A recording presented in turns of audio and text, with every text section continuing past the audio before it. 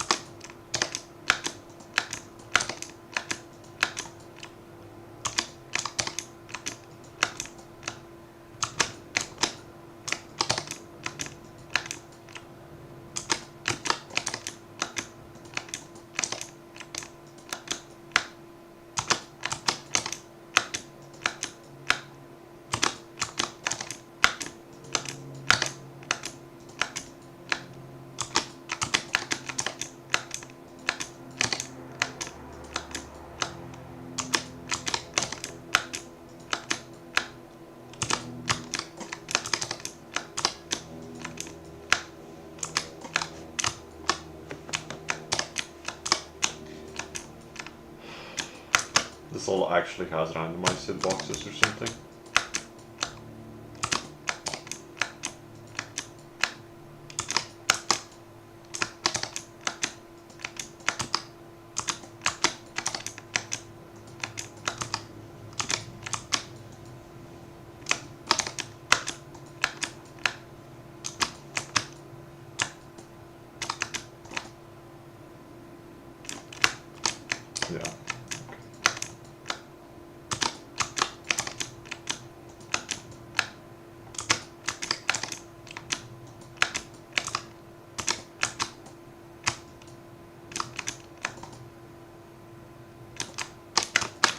Okay.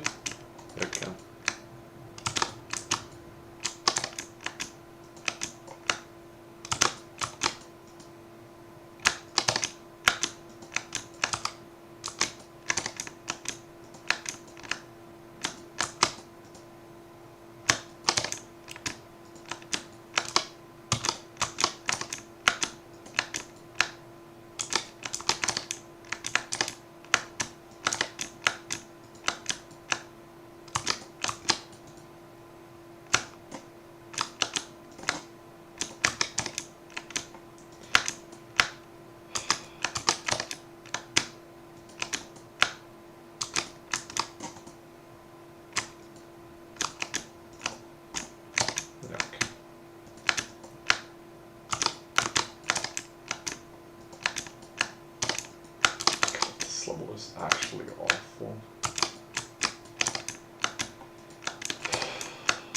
Couldn't some other pile of shit get traded instead?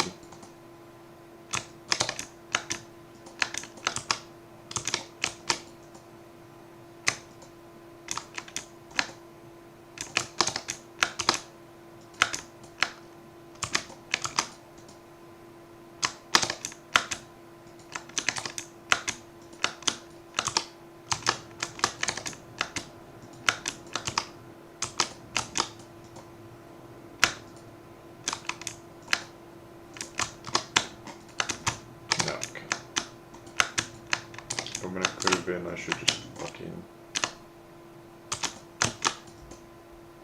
commit at that point.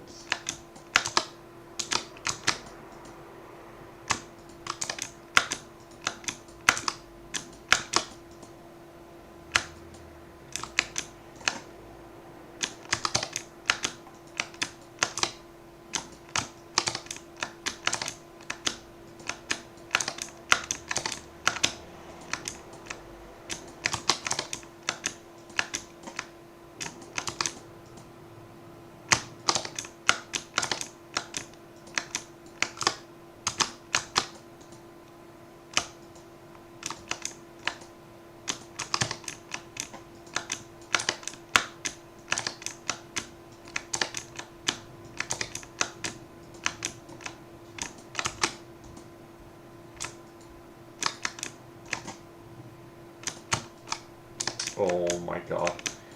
I don't know why, but like, whenever I hit that wall, I just don't bounce off it.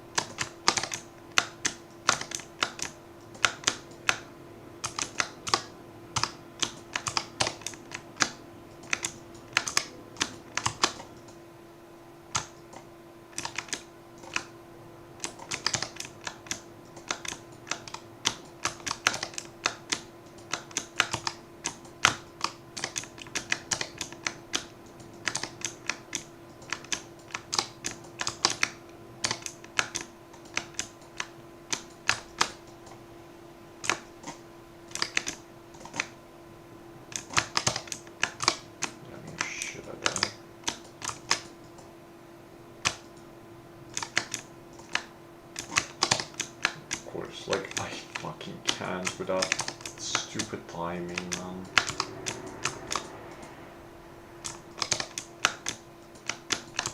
Why does it have to be after, like, all this other bullshit? Why can't it be at the beginning? Hmm?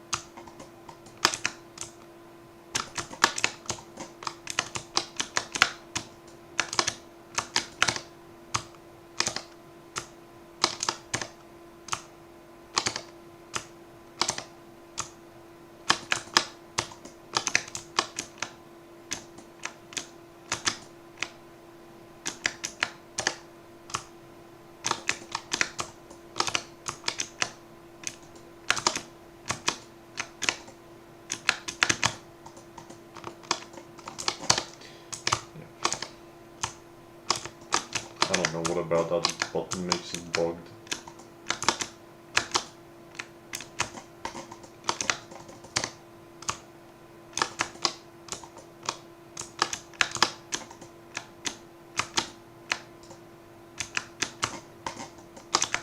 Yep. Can't do anything when the entire level is RNG based as shit.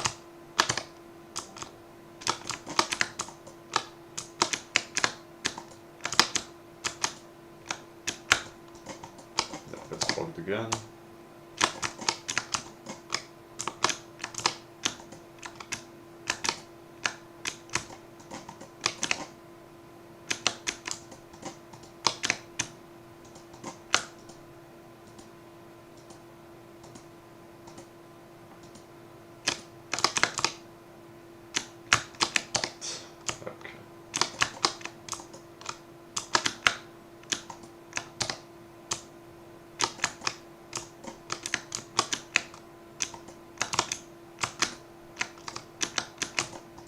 It's bugged again.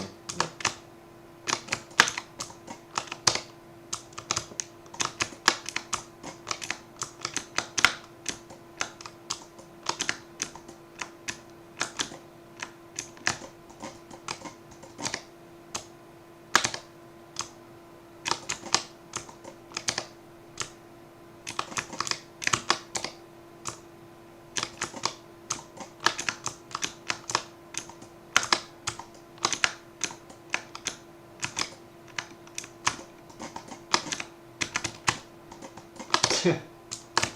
Like, what am I even supposed to say to that shit? Genuinely, what is my reaction supposed to be?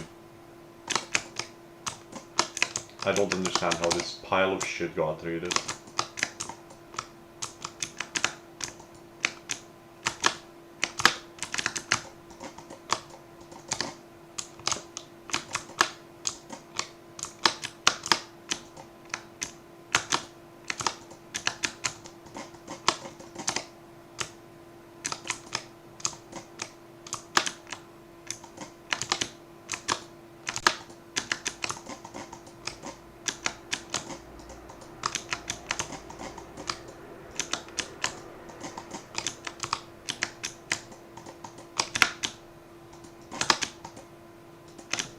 Of course.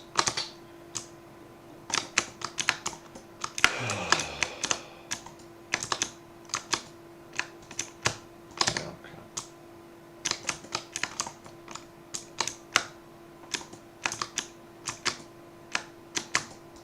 It's bugged again.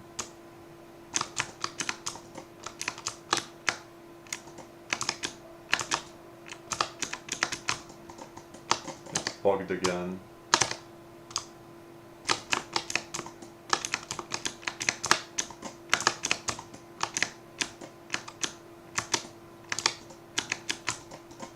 It's bugged again.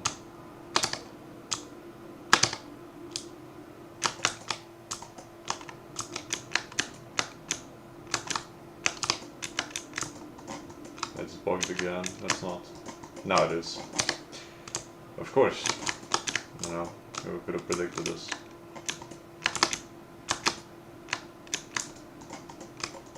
Yeah, like I can't hit the button whilst I'm holding the ball for some reason, because that just breaks it.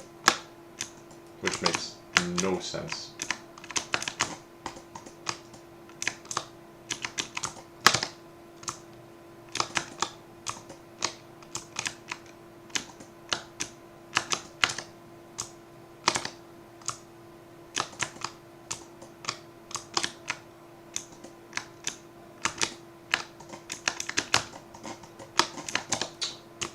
Oh my god.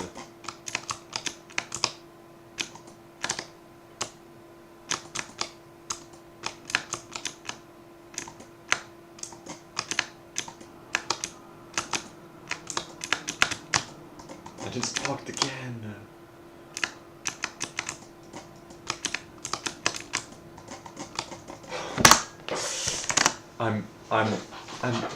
I just don't get it. I don't get it. I don't get it. Why the shit like this get rated? Why does wrap up just read shit that does not work?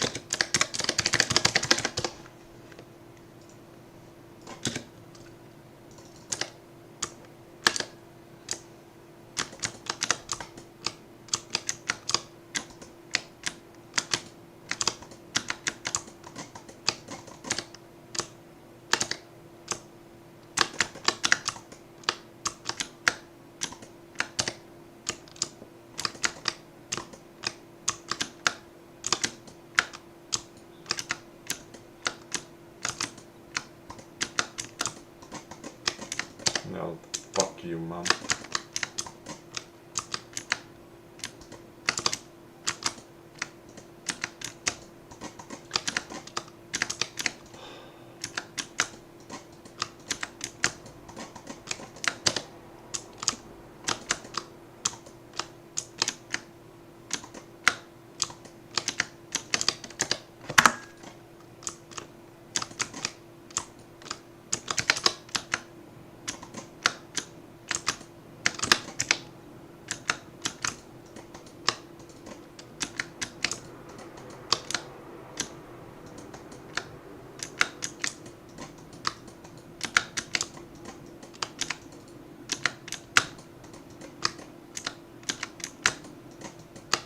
Why can I drop it there but not earlier?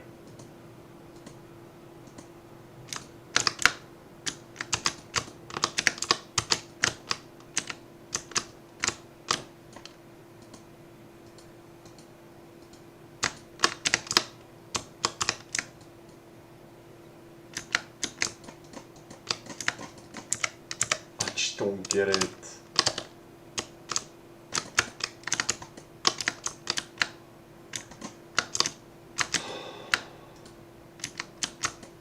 Like, I'm gonna lose it.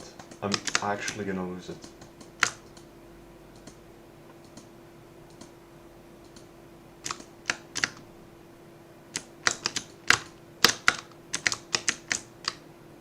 Yeah, and it's over. Like, I fucking can't. Why does Rot operate like the biggest piles of shit in the Omniverse?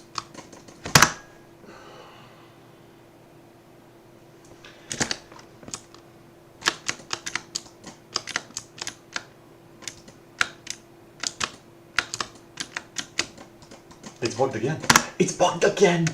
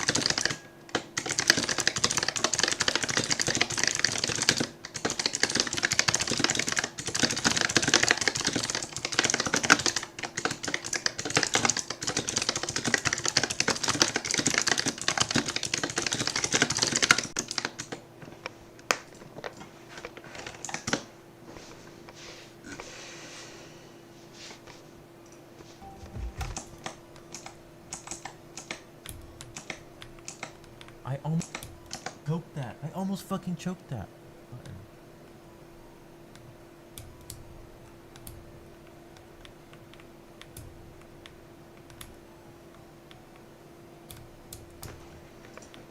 Why can people just drop it as is?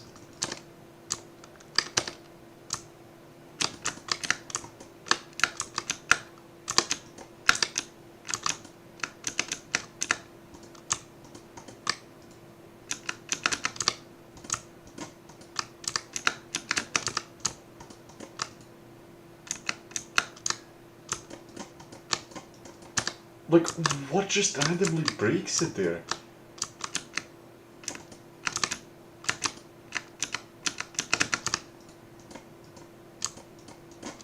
And it's broken again. I can't tell what is breaking it.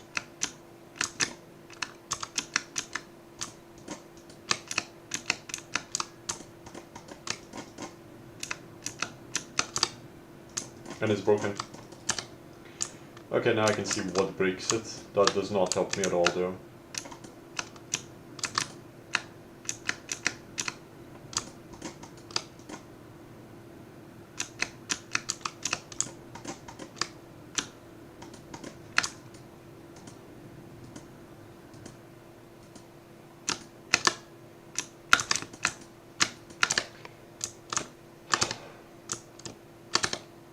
Okay, at least now I know exactly what causes the bug, but that is the biggest pile of shit in the Omniverse. I don't know what else to say. This level should not have gotten rated in a million years.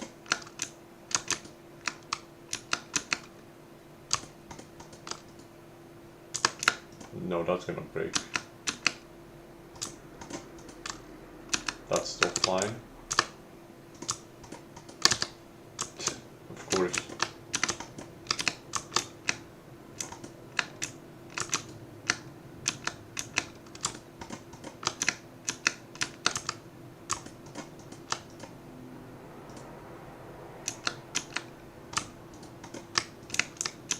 Okay, I need to be going down.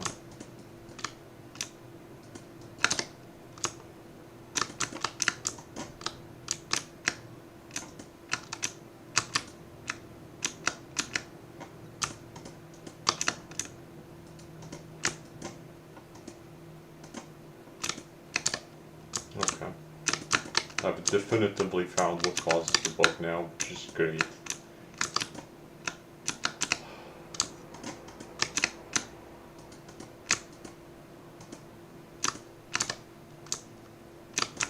I'm still of the opinion that this should not have gotten rated.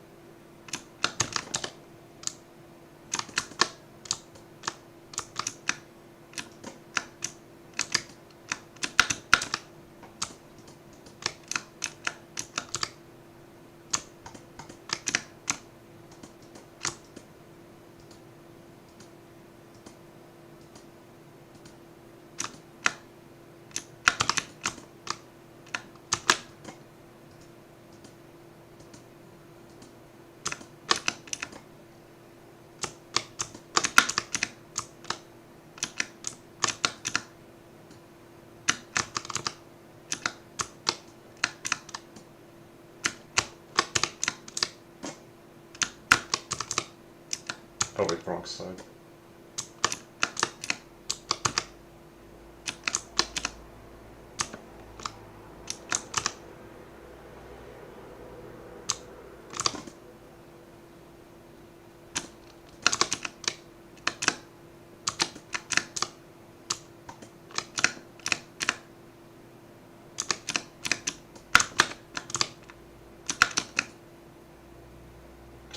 Okay.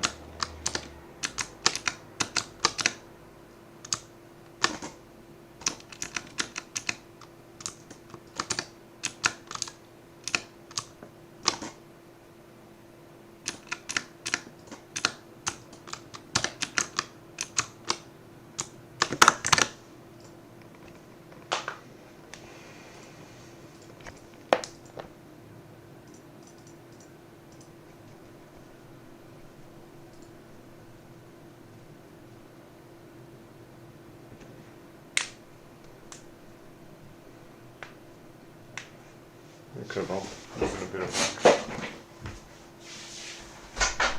Battery 80%.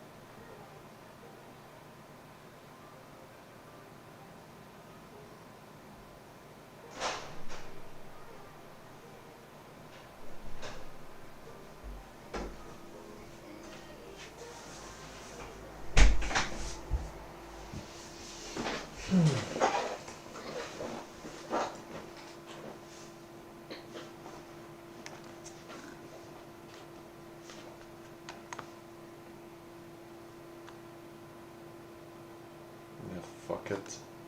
On the 1st of February 2012, Samantha Koenig was finishing her shift at the coffee place where she worked.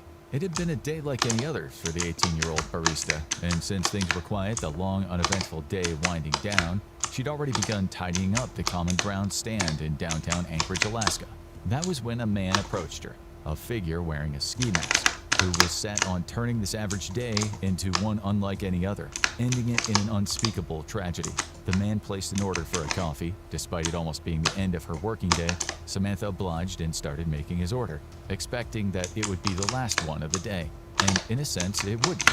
While it might seem somewhat unnerving and even possibly a cause for concern to be approached at your place of employment by a stranger wearing a ski mask, most employees at retail outlets or financial services like banks might be expecting that someone with a mask is trying to conceal their identity, possibly so they could rob the establishment. But with the freezing cold temperatures in Alaska, it's hardly an unwarranted assumption that this figure was just trying to keep his face warm. But in actuality, the mask was to keep his face hidden from what was about to happen next. Samantha Koenig finished making the man's coffee and went to hand him the order. Then, without warning, he pulled out a gun. The barista was terrified for her life as the masked figure began to threaten her, demanding she hand over the money from the coffee stand's register. Trying to comply with his demands as quickly as possible, Samantha hurriedly went to empty the cash drawer and give the money to the assailant, only to find that the register was empty. She was perhaps hoping that he'd run off, having failed his attempt at a holdup, leaving her still frightened but ultimately still alive. Sadly, that wasn't what happened. Despite doing as he had instructed, Samantha was then made to put her hands up and kneel down on the ground. She was horrified to see the armed man suddenly dive into the kiosk, forcing his way inside the coffee stand, before grabbing her and using zip ties to bind her hands together. Once he had Samantha tied, her attacker pulled her to her feet and guided her outside to a white Ford Focus that was parked nearby. He took her toward the vehicle and tried to push Samantha inside, which was when she made an attempt to get away from the man. It didn't work. In retaliation, he pressed the barrel of the gun he was holding right against her head and warned that if she tried to escape again, he'd shoot her. Forcing her into the car, the assailant got behind the wheel and drove off, with Samantha in tow, her hands still bound and unable to flee for fear of being killed. The masked figure explained while driving through town that he didn't intend to cause Samantha any harm and that he only kidnapped her to demand a ransom. He told her that as long as she cooperated, she would eventually be returned to her family alive and unharmed. Bringing Samantha to his home, it was here that her kidnapper would hold her captive for several days. He kept her tied up in a shed on his property and turned the radio up to full volume in order to drown out the sound of his captive screaming, preventing any neighbors or passersby from hearing her cries for help and intervening. Immediately after imprisoning her, the man later drove back to the coffee kiosk he'd taken Samantha from to retrieve her phone. Her boyfriend, Dwayne Tortolani, was due to be picking her up from work after her shift. The kidnapper had initially intended to capture Dwayne too, but had changed his mind and decided only to take Samantha instead. But he still had to cover his tracks and delay his victim's loved ones from discovering that she was missing. So he retrieved Samantha's phone and sent a fake text message to Dwayne telling him, "I'm spending a couple days with friends, let my dad know." The day after the kidnapping, the kidnapper demanded that Samantha give him her address so he could break in and steal her ATM card. She told him where she lived and even that the card was in her boyfriend's truck. So the man made his way over to Samantha's home and broke into Dwayne's truck. Sure enough, there was a debit card right there for the taking, linked to an account that Samantha and her boyfriend shared. The kidnapper pocketed the card and was about to make his exit when somebody spotted him. Dwayne Tortolani had already been on edge since receiving the vague text message from his girlfriend the night before, with no idea that Samantha hadn't been the one to send it. When Dwayne and Samantha's dad, James Koenig, witnessed someone who appeared to be a burglar attempting to steal his truck, they confronted the man, running inside the house to get James's help. But by the time they'd returned, the thief had fled from the scene. Neither Dwayne nor James realized they'd just seen the man responsible for Samantha's disappearance. Once the kidnapper had successfully tested Samantha and Dwayne's debit card, making sure it still worked, he returned to his home and his... I've forgotten how to play this shit. I haven't played it since yesterday because I thought, whatever, you know, it's impossible level anyway.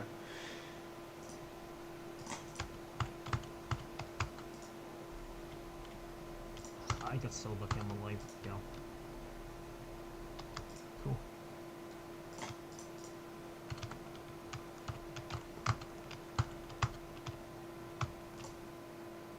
Oh, you can line up on that and bounce on that. No, but...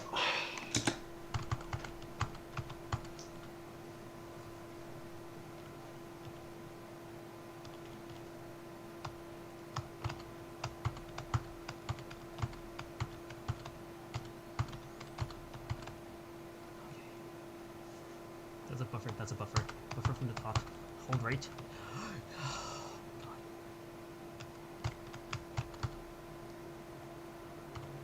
What a miserable experience.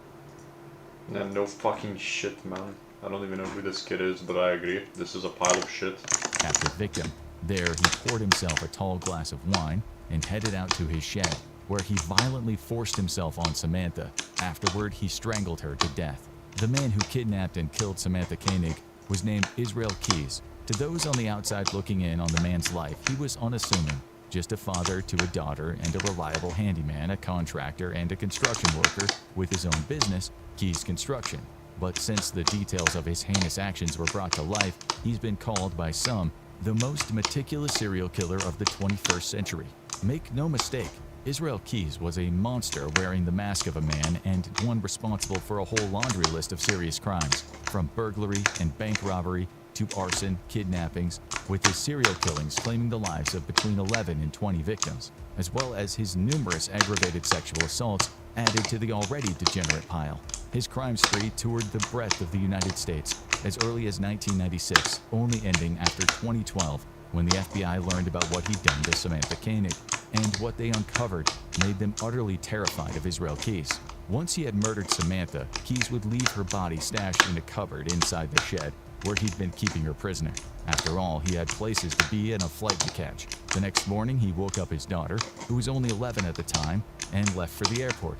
He traveled down from Alaska to New Orleans to board a ship that took him on a pre-planned cruise around the Gulf of Mexico, which lasted for around 2 weeks. At the culmination of the New Orleans cruise, Keyes was starting to get increasingly worried. In the short time he'd been away, his abduction of Samantha had garnered a lot of publicity, so he decided to take matters into his own hands. Rather than returning home directly to Anchorage, Keyes figured that perhaps the best way he could draw attention away from the crime he'd committed back in Alaska was to commit more crimes somewhere else. He began exploring parts of Dallas, Texas, intent on launching a full-blown crime spree. Soon enough, in Aledo, he came across a single-story house. It was a 3,500 square foot property, complete with red bricks and a barn nearby. Once he had successfully robbed the house, Keyes set fire to the barn, burning it to the ground. After arson around Aledo, Keyes drove to another nearby Texas city, this time making a pit stop in Azle. Was he there to take in the local sights? Maybe visit the Ain't That Something antique store? No, he was there to knock over the National Bank of Texas. Putting on sunglasses, a breathing mask, and a hard hat, as well as a pair of gloves, Keyes marched into the bank with the same handgun he used to threaten Samantha Koenig. He brandished the weapon at the teller, robbing the place within approximately 2 minutes and racing off before the police had time to arrive on scene. Later, Keyes would bury the money he'd stolen in a hole that he dug in the Post Oak Cemetery, located in Glen Rose, Texas. Still on his return journey back to Alaska, and still mid-crime spree, Keyes even came close to carrying out yet another kidnapping. While he was in an area of Texas just south of Cleburne, he spotted a woman who was out walking her dog. For a moment, Keyes considered abducting her too, and even almost did, but ultimately quickly gave up on that plan and instead focused on making his way back to Anchorage. On the 17th of February 2012, Keyes arrived back home in Alaska. Now, while it might seem that his original plan to kidnap and hold Samantha for ransom was just a lie Keyes told the teenager while he abducted her, that was still very much his intention, and the fact that he'd already murdered Samantha wasn't about to stop him from trying to get his hands on the ransom money. At the time, after all, despite the publicity her disappearance had drummed up, the police and the Koenig family had no clue that Samantha was already dead. So Keyes enacted arguably one of the most horrific parts of his twisted plan. He took Samantha's lifeless body out of the cupboard he left her in, then applied makeup to her frozen face. Unsettlingly, he sewed her eyes with a fishing line so they would stay open, giving the impression that his victim was still alive. He then wrote a ransom note demanding that $30,000 be deposited into the shared account belonging to Samantha and her boyfriend. He still had the ATM card for the account in his possession, which would allow him to withdraw money should the family accept his demands. Then he snapped a Polaroid of Samantha's body, giving the appearance of still being alive, and holding up a 4-day-old issue of the Anchorage Daily newspaper.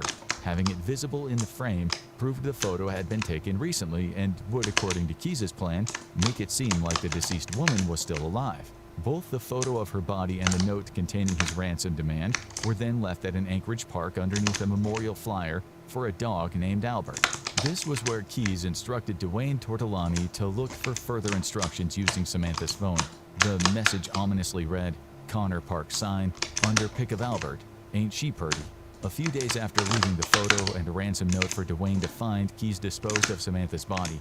He drove her out to Matanuska Lake, a lake just north of Anchorage that was covered with a sheet of ice during this time of year. Taking Samantha's body out of his truck, Keyes then meticulously dismembered her corpse using a chainsaw before cutting a hole in the ice and dumping her severed remains in the freezing lake.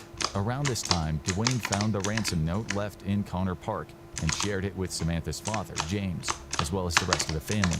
Believing Samantha was still alive, deceived by Keyes' sickening photo of her body, James deposited the requested sum of $30,000 into the account that Keyes now had access to. Members of the local community had generously donated as much as they could to help, sparing the Koenigs from paying the entire ransom out of pocket. But of course, this was all done under the false assumption that Samantha would be returned to them if they coughed up the cash to Keyes. The killer and kidnapper started accessing Samantha and Dwayne's shared accounts and gradually withdrawing the ransom money from the 6th of March onward. This alerted Alaskan police, as well as the Federal Bureau of Investigation.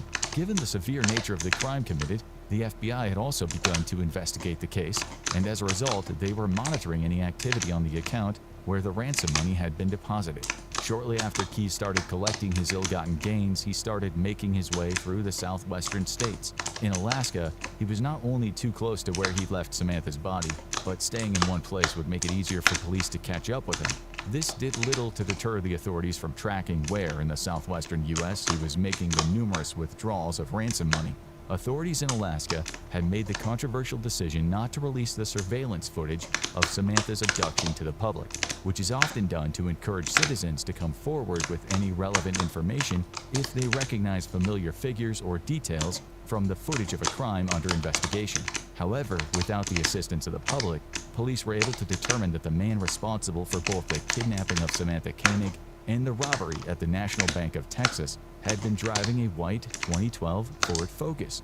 Officers in Texas, Louisiana, and Arkansas were alerted to keep an eye on a vehicle that matched the description. The car that Keyes had been using was a rental vehicle. Somewhat ironically, he tried to obtain a replacement to better cover his tracks, only to receive another Ford Focus, the same model and even the same color.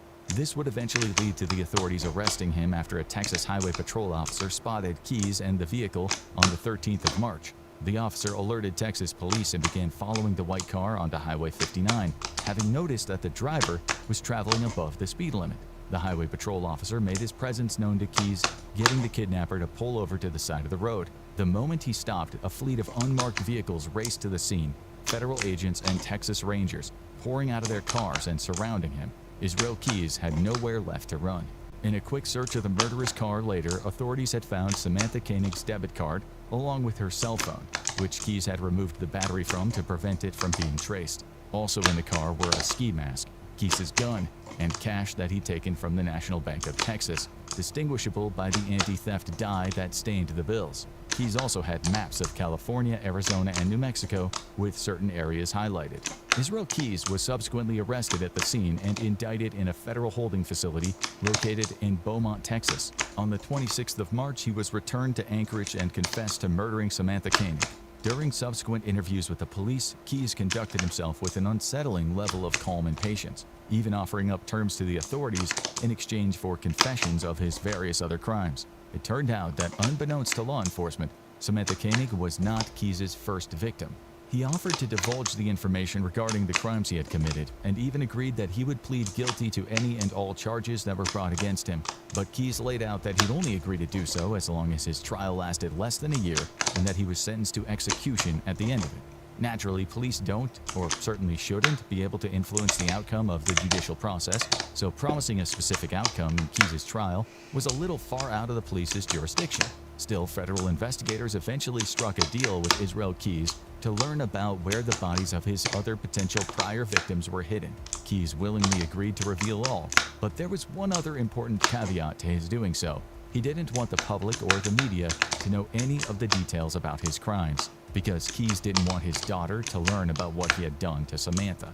On the 2nd of April 2012, 2 months and a day after she had been kidnapped at work, Samantha Koenig's remains were recovered from Matanuska Lake. What Keyes had done to her ultimately led to him being discovered and resulted in his eventual downfall, with some federal agents even being convinced that had Keyes not kidnapped and murdered Samantha, he might never have been caught at all. As the information he later revealed to authorities would confirm, Israel Keyes' criminal exploits had been going on much longer than anyone realized. His vile actions were more akin to the villain of a horror movie than an actual human being. The FBI realized they weren't dealing with an opportunistic murderer, but a cold, calculating, highly methodical, and downright terrifying serial killer. So who exactly was Israel Keyes? How had a man guilty of so much violence and murder been able to avoid being found? Where does a monster like that even come from? Well, this specific monster was born in Richmond, Utah in 1978. The Keyes family home, the second child of 9 siblings, certainly got crowded after his parents, John Jeffrey Keyes and Heidi Hackinson, had him. Keyes was raised Mormon, although he would often attend a Christian church that espoused white supremacist beliefs. As if being exposed to a hateful ideology at such a young age wasn't enough to turn Keyes into a monster, he seemed to adopt a fixation with weapons in his early adolescence. From the age of 14, he would walk around everywhere with a .38 caliber revolver that his grandfather gave him. As a child, Keyes outfitted the weapon with his very own homemade silencer and began killing pet animals in true child destined to be a serial killer fashion. His propensity for burglary would also begin around this time when he and a friend would break into local houses and steal valuables. By 1995, at the age of around 17, he started working with a construction crew up until the late 90s when his family moved to Maine. It was there that he'd announced to his parents he was an atheist, leading to him being kicked out of the home of his highly religious family. But it was around this time in his life, some point between 96 and 1998, that Keyes would commit his first serious crime, and it was a grim warning of the type of heinous act he'd spend much of his life carrying out. A hiking group had been making their way along the Deschutes River near Maupin, Oregon, when they noticed that one of their members, a girl, had gone missing. The group started to search the surrounding area, attempting to track the missing hiker down. But as it turned out, Israel Keyes had found her first. Keyes abducted the girl from the other hikers and then forced himself on her. Later, he released her, although he had intended to murder her until she convinced him to let her leave. It seems he wasn't yet adding kidnapping and killing to his already deplorable modus operandi, although he would later be quoted as saying, "I wasn't violent enough. I made up my mind I was never going to let that happen again." In 1998, Keyes enlisted in the U.S. Army after relocating to New Jersey and would serve as a specialist within Alpha Company's 1st Battalion, 5th Infantry. He trained in Egypt, spending much of his service in Fort Hood, Texas, and near Tacoma, Washington, over in Fort Lewis. He earned an Army Achievement Medal for his meritorious service while he had been assigned as a gunner, manning a 60mm mortar between December 1998 and July 2001. In May 2001, Keyes encountered legal trouble when he was charged with driving under the influence in Thurston County, Washington. Compounding the issue, authorities discovered that his driving license had already been suspended, resulting in an additional charge for driving with a suspended license. Though less severe than his other offenses, these infractions led to his dishonorable discharge from the U.S. Army later that year.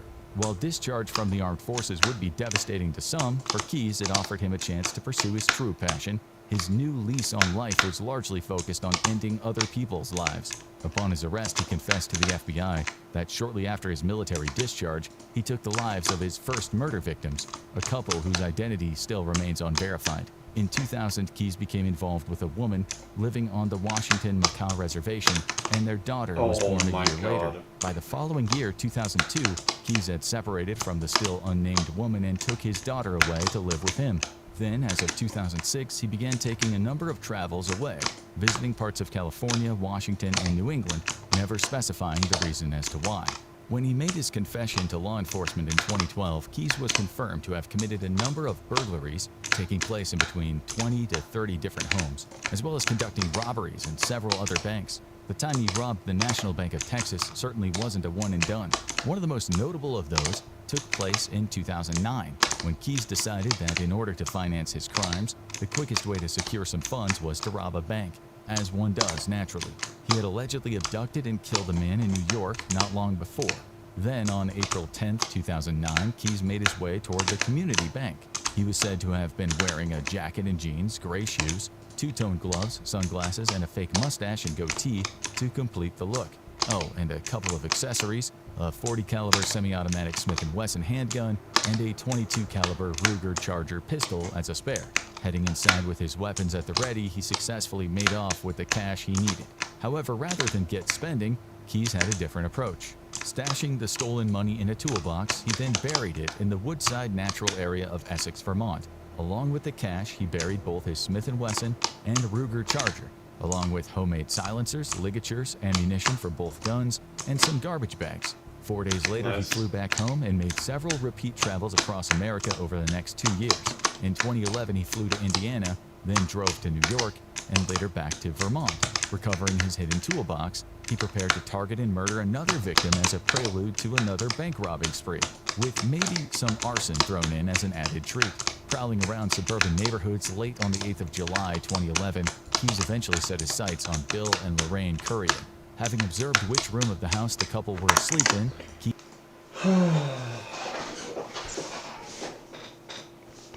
Okay, that's checkpoint 4. 1 checkpoint left. I've forgotten how to play this level completely. So...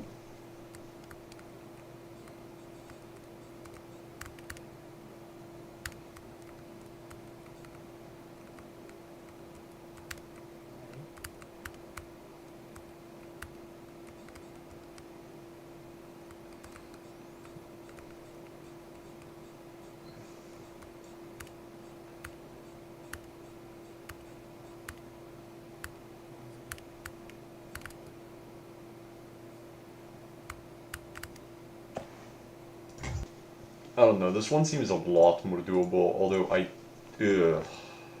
oh shit. Pretty extreme. No, and he's actually running. Great. He's cut their phone lines and Guess I'll broke do a practice inside. run, He then and enacted then what try he would to- later call a blitz attack on the couriers, ambushing them as they slept, tying them up, and then driving them out to an abandoned farmhouse that he'd previously found in the area. After shooting Bill Courier with a .22 caliber Ruger, Keyes forced himself on Lorraine before strangling her. Neither of their bodies were ever found.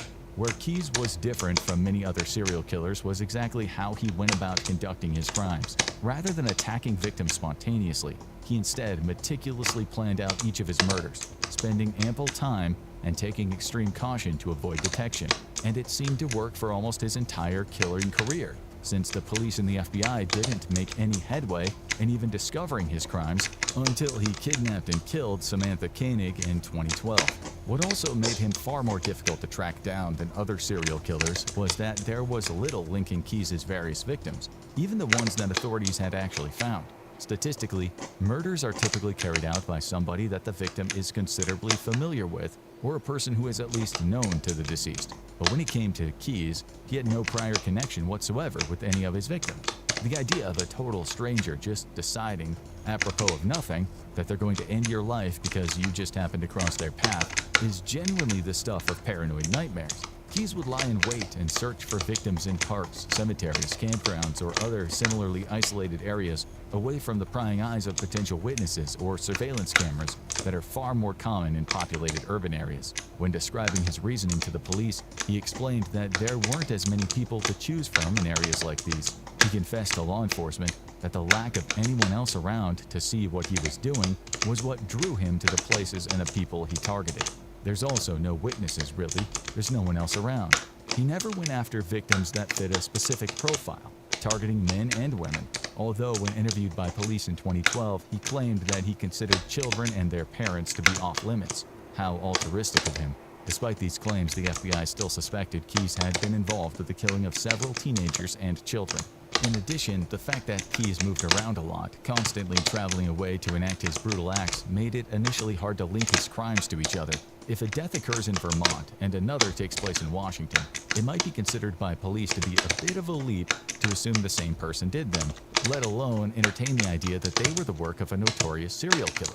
State to state, unless making requests for relevant information, police departments might not even be aware of the crimes committed elsewhere in the country. Keyes would always enact his killings far away from wherever he currently called home, and would never murder someone in the same area twice, making it even harder to connect what must have looked like several separate deaths, especially when he killed with no apparent motive or discernible pattern. Months of preparation and planning went into his attacks. During his various trips to different states, he would only pay in normally stolen cash and kept his cell phone switched off at all times. Once Keyes had selected a victim at random, he would bury a, quote, murder kit somewhere in the area where his target was, just like he did before killing the couriers. Some of these kits have been recovered in parts of Alaska and New York, but Keyes also confessed that he had stashed others across Washington, Wyoming, Texas, and Arizona. Also, according to his confessions, he rarely used firearms, relying on them to carry out a killing only when he had to. Keyes admitted to deriving a lot of pleasure from watching his victims lose consciousness in a struggle, preferring instead to strangle them to death. When the police questioned him as he confessed to his crimes, Keyes revealed one of the core details that made the FBI so afraid of him. He'd studied the crimes of other serial killers. According to Keyes, in his youth, he had read Manhunter inside the FBI's elite serial crime unit, a book that features profiles of various serial killers from a former FBI agent, and since then had developed an affinity for his fellow killers. In one interview, investigators mentioned Robert Hansen, another serial killer who happened to have also been active in Anchorage, Alaska, between 1972 and 1983, otherwise known as the Butcher Baker. Hearing mention of Hansen, Keyes enthusiastically told authorities, "Yeah, I know all about him. I probably know every single serial killer that's ever been written about. It's kind of a hobby of mine." In particular, it was said that he deeply admired Ted Bundy, even claiming that he saw himself in him and shared many similarities with the notorious murderer. While it was true that Keyes and Bundy were both methodical and operated in multiple United States, they clearly differed in how they chose. I beat it, technically.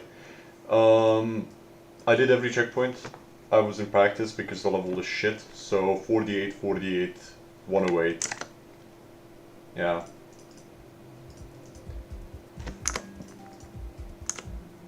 Yeah. I did every checkpoint, so I just have to remember the number 48, 48, 108, and I have to convert that into actual like 48, 48, 108, 48, 48, 108.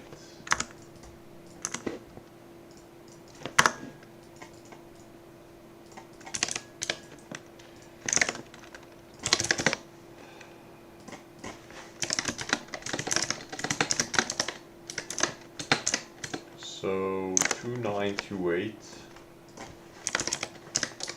108, right?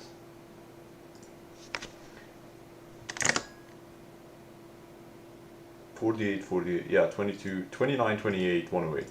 Okay, there we go. Okay.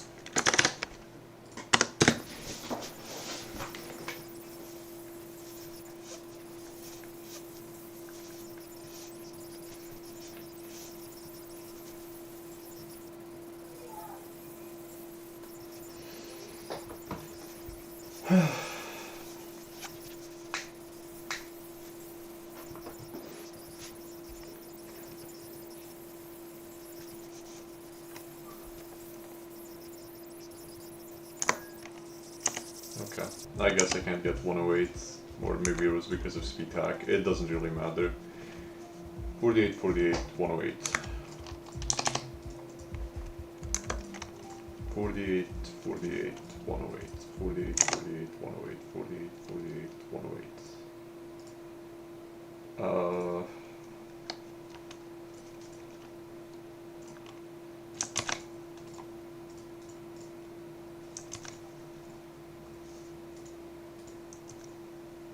Hello, the one person in chat. Hello, the one person in chat. Hello.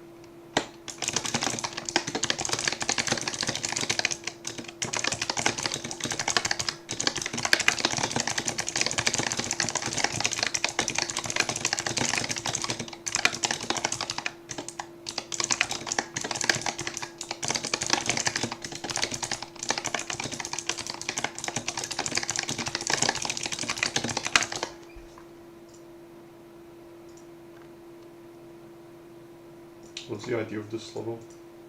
Wait. Oh, wait, now I've beaten it, so I can't even find it. Oh, okay. Wait, let me find this. Bouncy Ball. Okay, there we go. 48, 48, 108. There we go. Okay, what's next?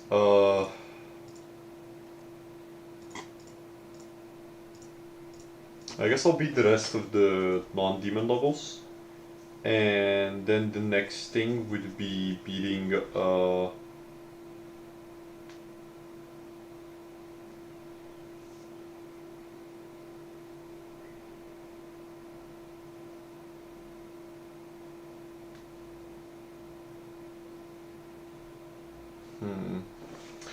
Okay, let's beat the remaining like non-demon levels. There's some people online on this level, for example. Let's see. Is it just Terraria? Oh god, I've never properly played Terraria because it's like really ass.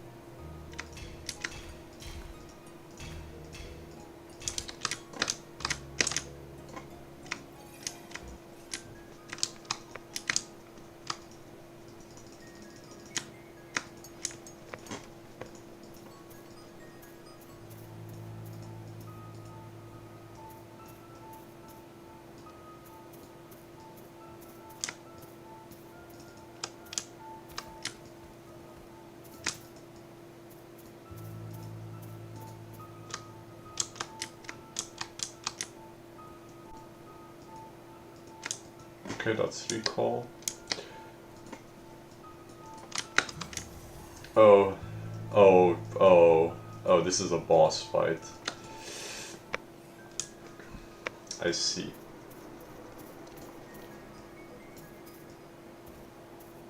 So let me guess, now I just can't, yep, okay.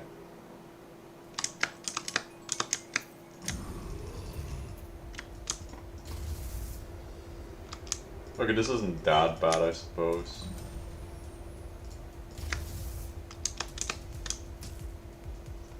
Wait, do you take fall damage?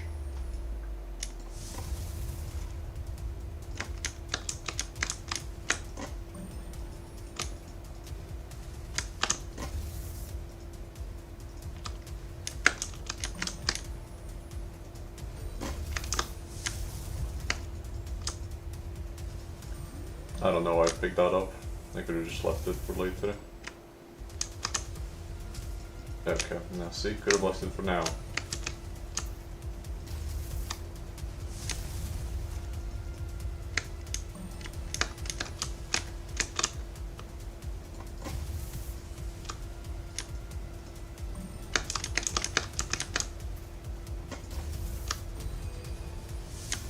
Okay. I think that hit.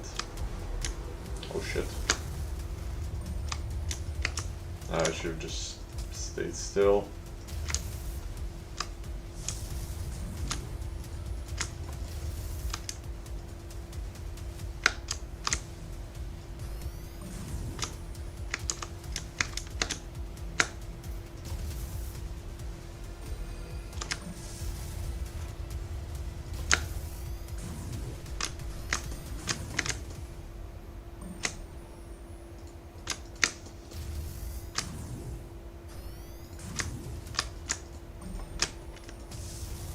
Oh my god.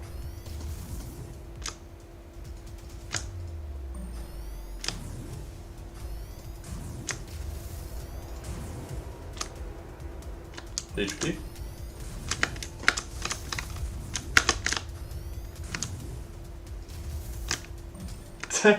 Okay. Okay, at least I don't have to redo the entire level. That's fine. I don't really mind having to redo the boss fight though.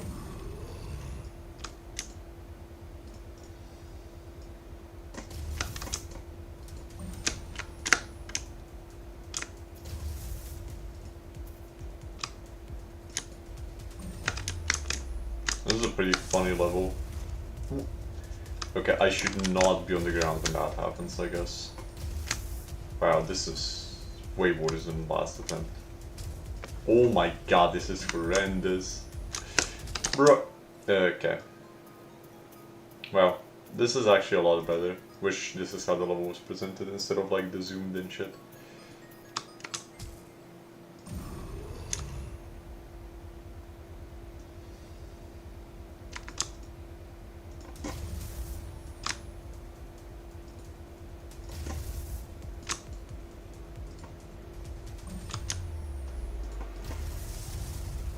Bro, how am I taking 2 damage every time one of those hits me? Bro.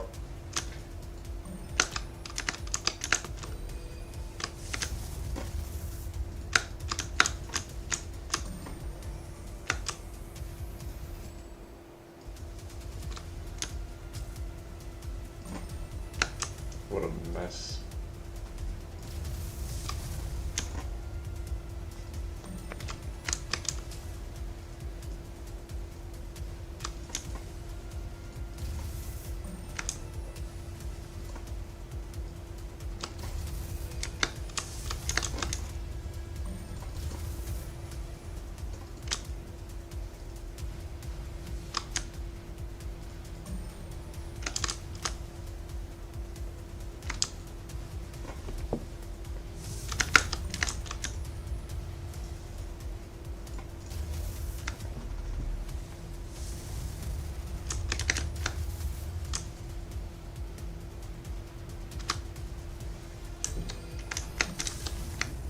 Yeah, okay, what's that do?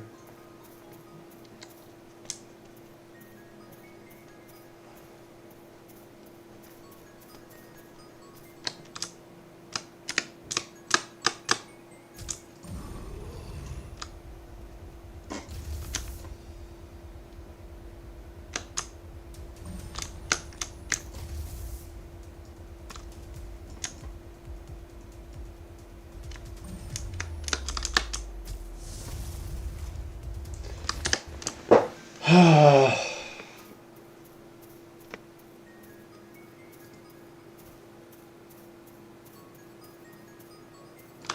hate how the only thing that seems to consistently be made in GD is fucking Terraria boss fights.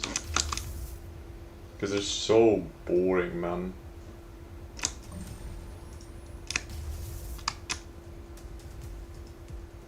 Like half of the ones that are made are just dodge challenges, and this one's just boring because it's like waiting challenge infinity. Like, you actually just sit here and fucking have to dodge shit and then run to random garbage. Like, I don't know who finds this fun.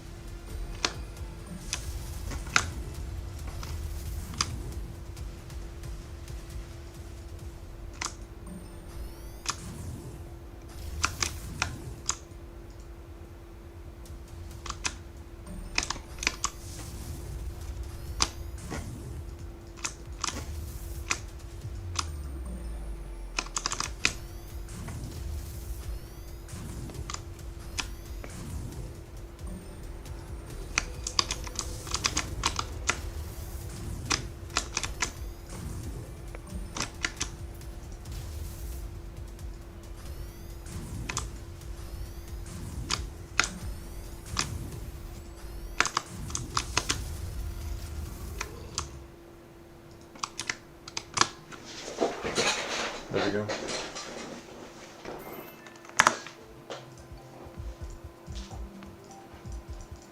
Okay. And then we have cookie click. Of course cookie clicker. I mean, it's funny because I complain about like Terraria, but this I don't find that annoying. I mean, yeah, it's like...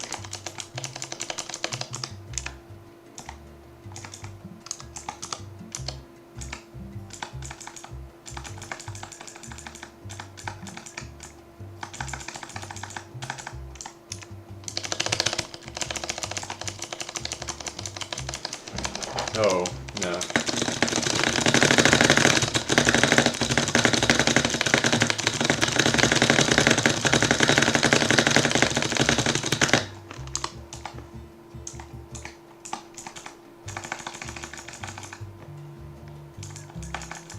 Wait, what was this do? Free cookies gain quick click. That's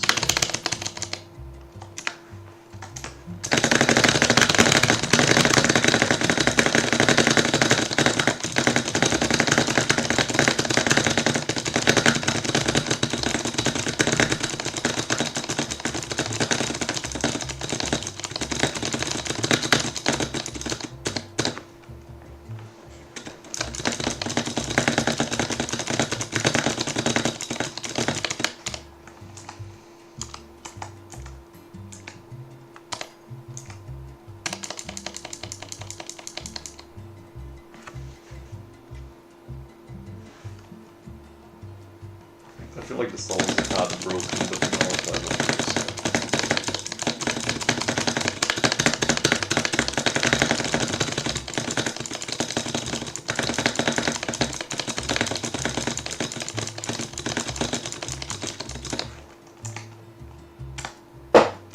Oops.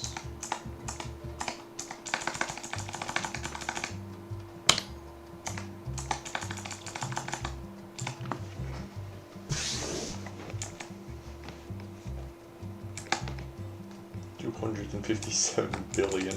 I kind of want that though. I don't know.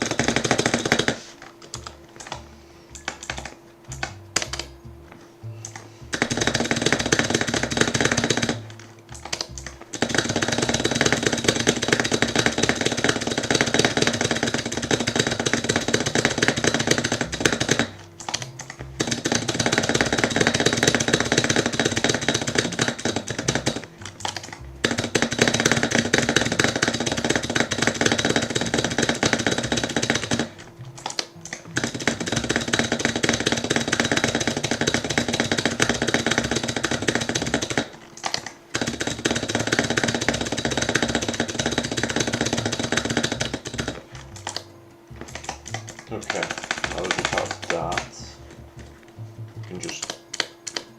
Because the thing is, the way this level works is, because the prices don't increase, you can just pretty much repeatedly buy the same shit over and over again, right? Looking at this, it's not the best option to buy an infinite amount of cursors, but buying enough cursors for the shop to either A, max out, or for B, for you to get enough cookies every second to outbuy the shop, then you're already winning.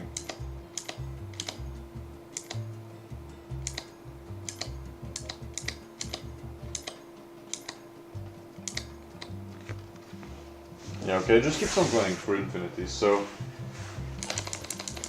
I'll just keep on buying these. Like, I can buy one every second currently, but eventually I should be able to buy more.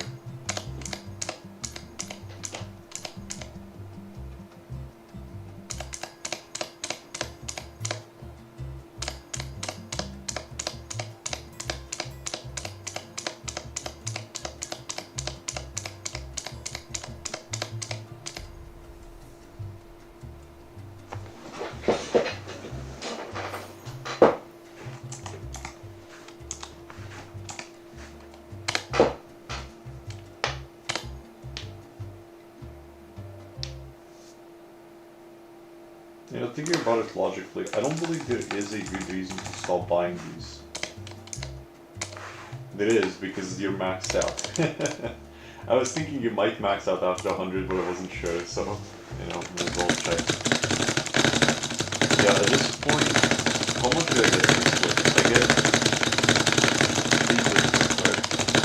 So I get a best in a second because I know my CPS is not higher than 11.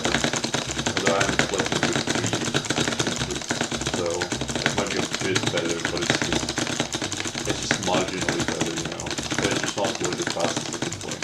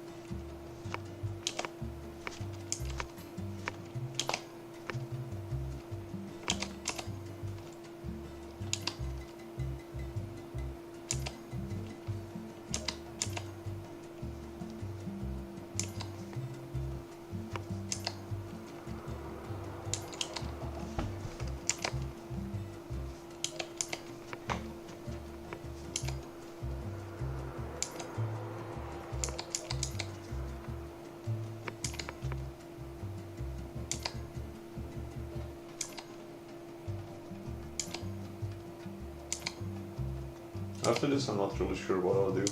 Because I want to beat another Extreme Demon. I want to beat 2 more Extreme Demons for this week, you know. But it's like... I don't even know which ones are worth beating anymore, because all of them suck at this point.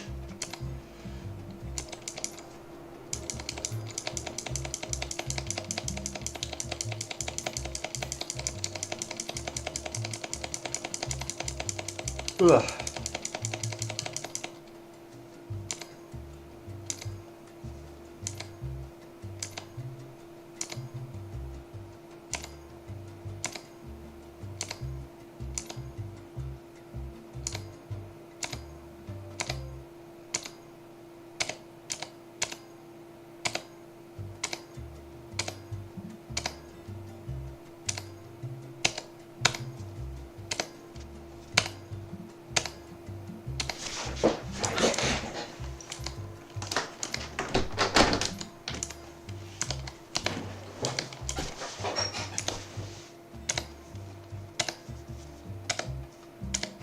So you max out at 100 of this as well.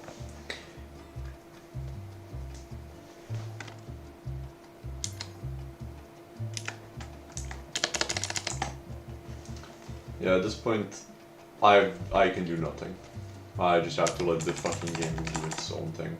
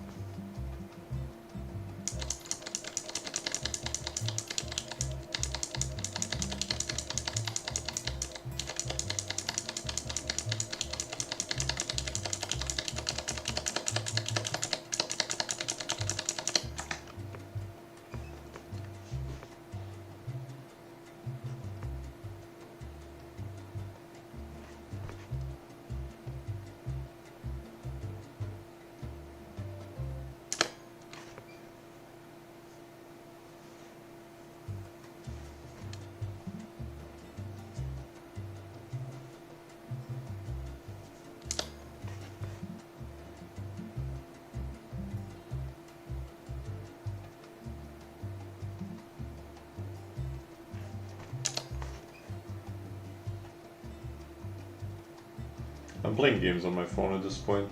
It's like, it's nonsensical to bother trying to do clicks. I don't really want to pay attention to fucking cookie clicker.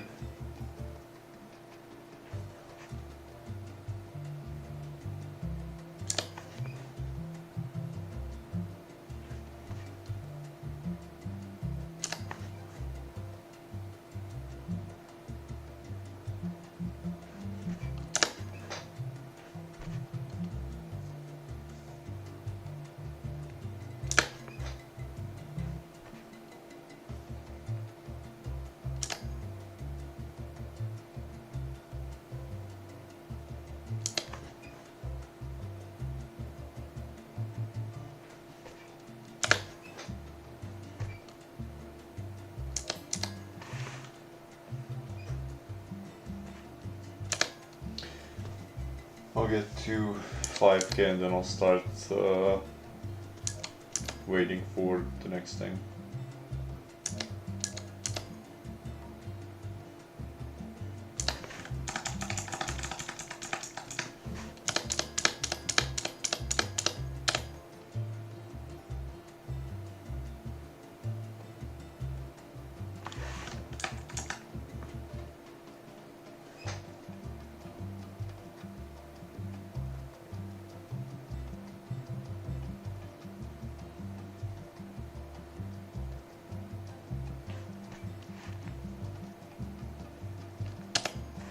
Yeah, I don't know. I think I went a bit too early on that.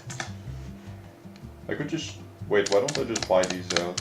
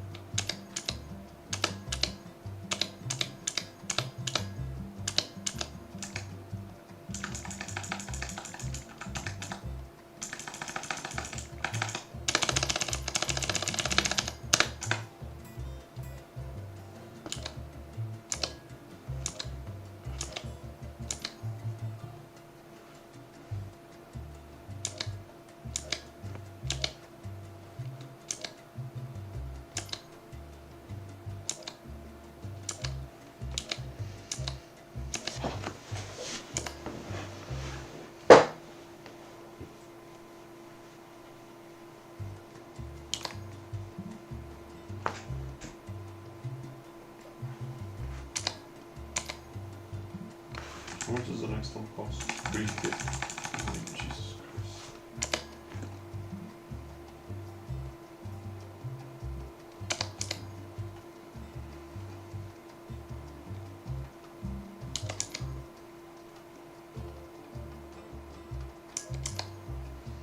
There's a trigger that can increase a number, like an actual physical trigger that actually changes numbers, like depending on what's going on with them, like multiplying and shit. And I'm just thinking, like, this level would have worked better if the guy had made it so each time you bought something, its price got multiplied by some increment, right? I don't know, like 10% or 5%, right? Because this way it's like not going anywhere, obviously. Which, yeah, as I said earlier, it just makes it so the optimal solution is just constantly buying the cheapest thing you can you can afford, because it's gonna end up being the optimal stat to get money fast. It doesn't really matter, I suppose. It's just pretty funny to me.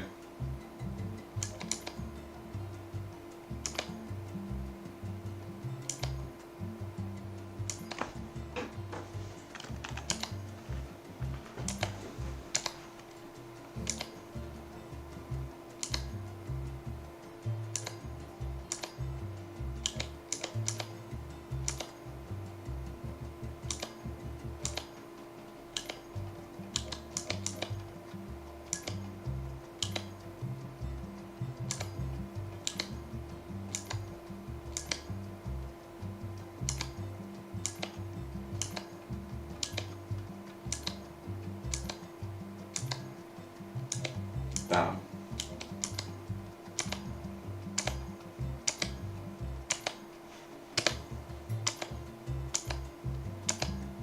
And see, here I reach a point where I can just buy one every second. And it's like, I don't know.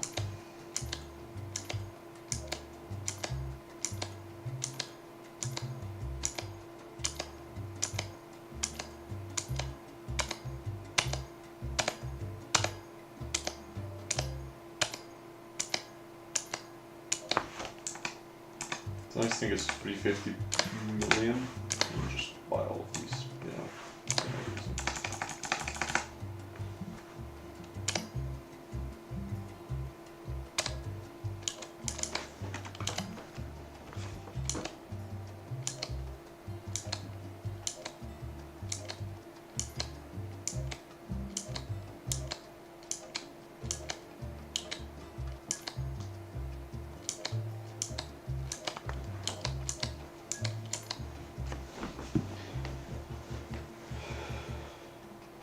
I'm just gonna play games on my phone for a little while.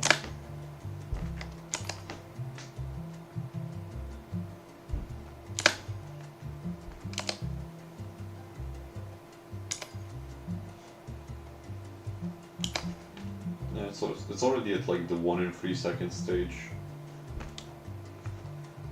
I don't know.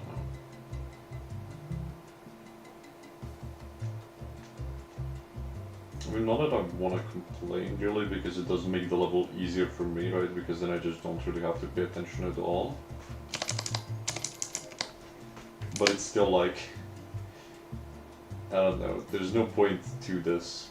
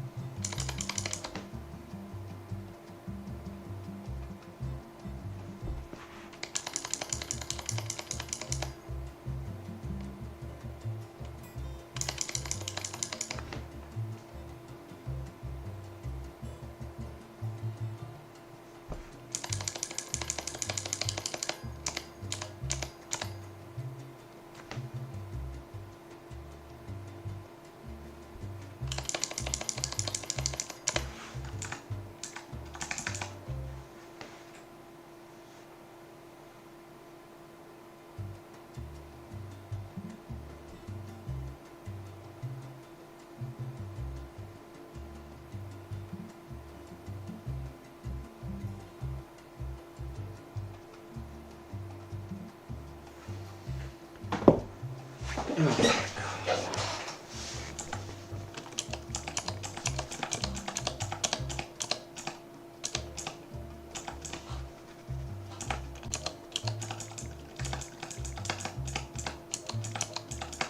I just gotta wait for this, I guess.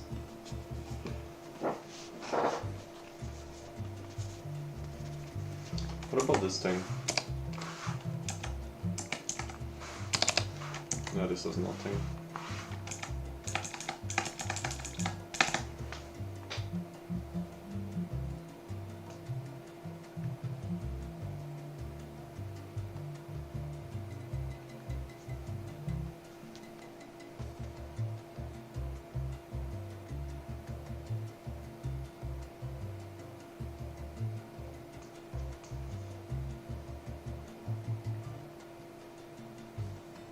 Funky ass music, not gonna lie.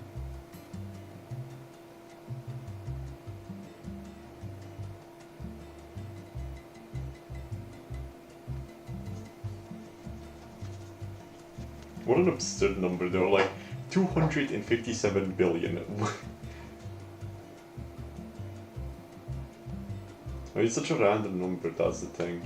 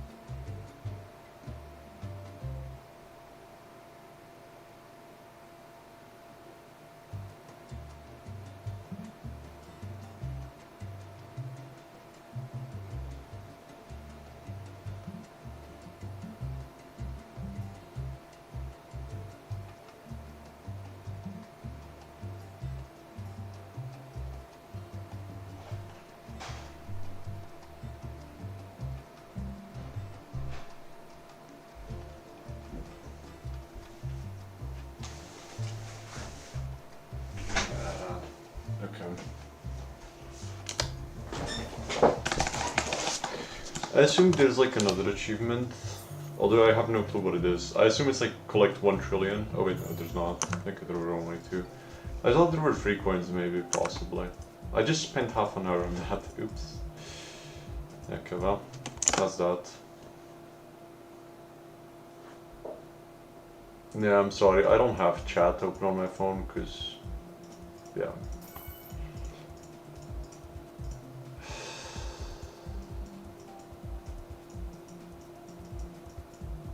Yeah, I'm thinking I do 1 more extreme demon next, and then I go back to insane demons. Or I do like 3 or 4 extreme demons this week, and then I just figure it out next week. Let's see. What's even like the next best option? Is it frustration? 48 for frustration. What about beat pulse? Not on the list.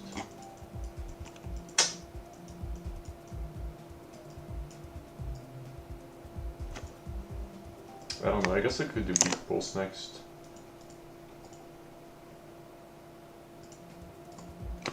But first I'll do the daily.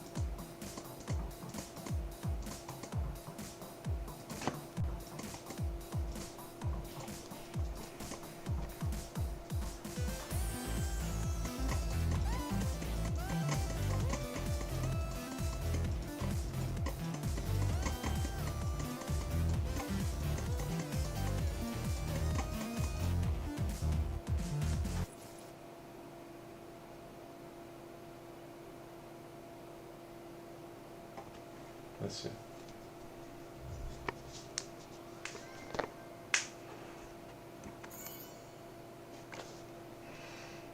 Wait, why are my orbs all out of whack? What? Wait, no, I had nice orb counts. How did I get 9 orbs?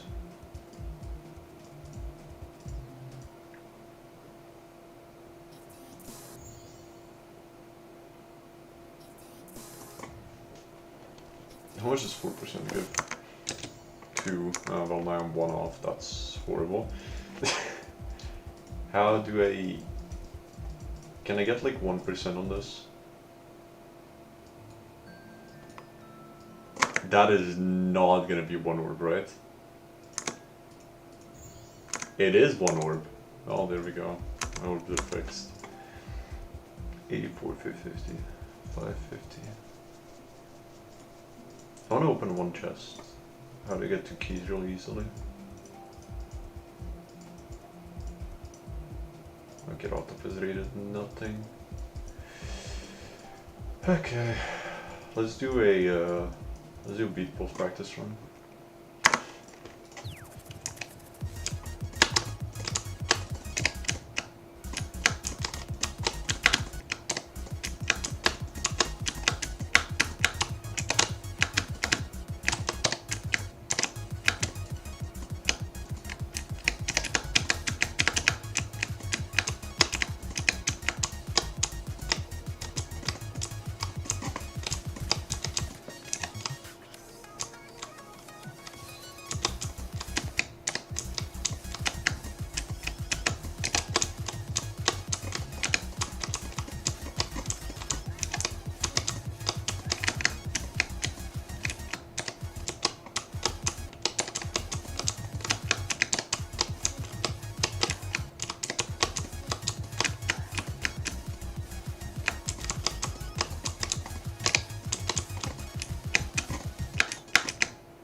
Yeah, no, that's not fast enough at all.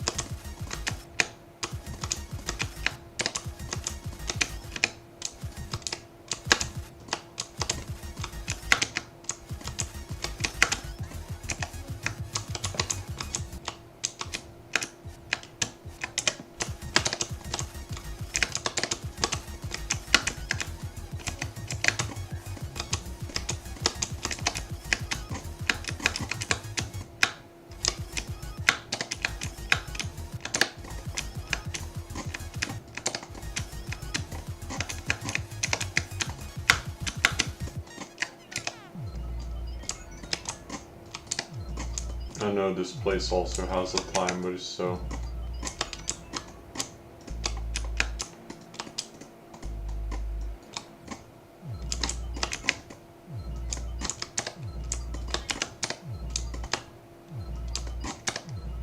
God, this transition is awful.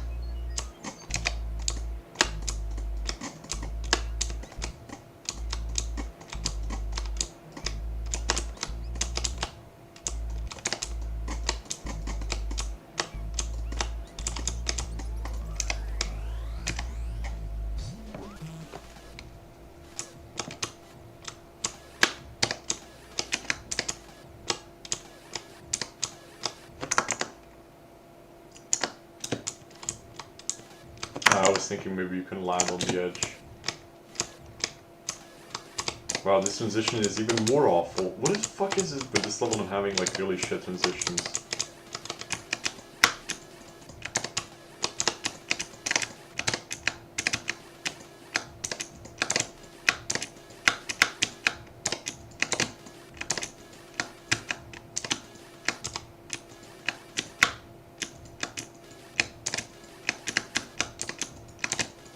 And what is happening there? Why is my...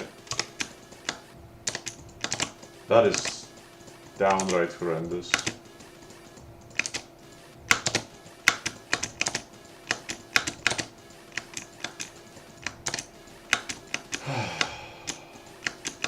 Wow, never mind, I don't want to play this.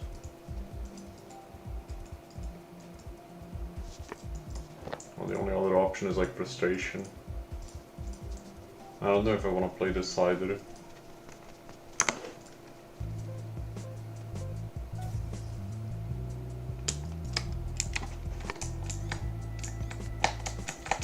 Yeah, of course it's like player 2, man.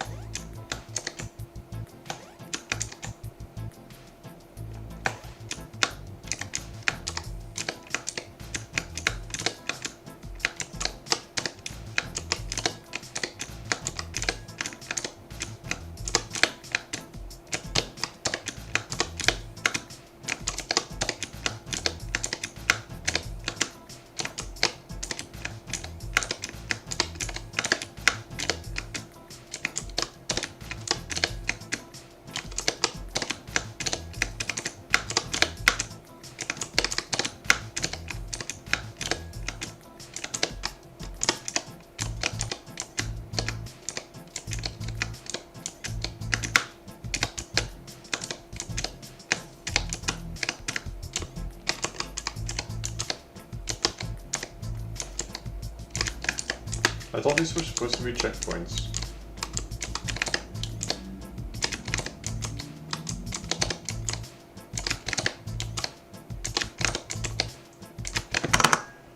Oh my god, this level sucks even more! What is this? Why is this so bad?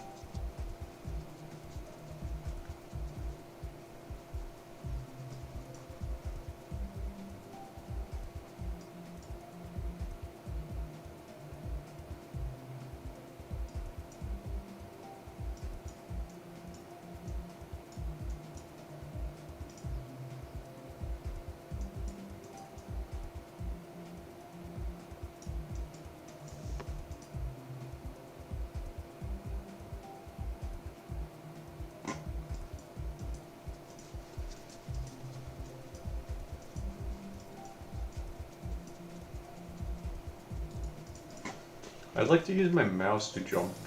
It annoys me so much that I can't jump with my mouse.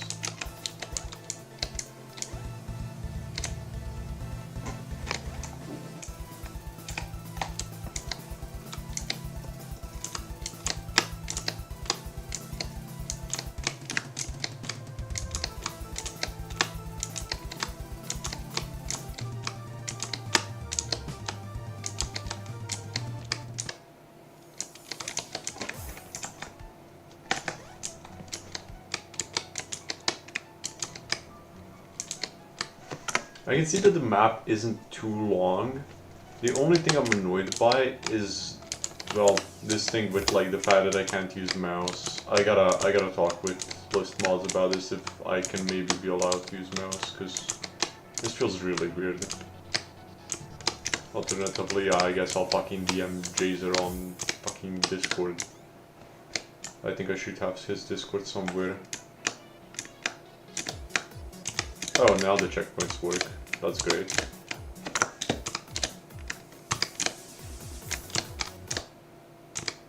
Ah, and I broke it instantly. Nice one.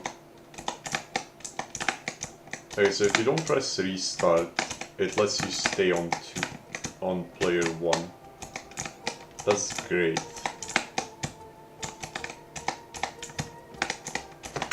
Okay.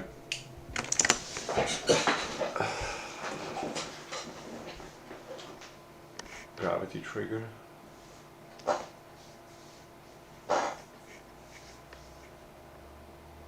I don't remember what I said for the answer to be gravity trigger.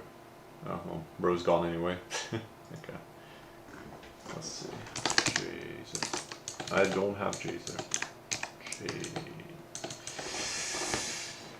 Okay, I'm gonna end stream.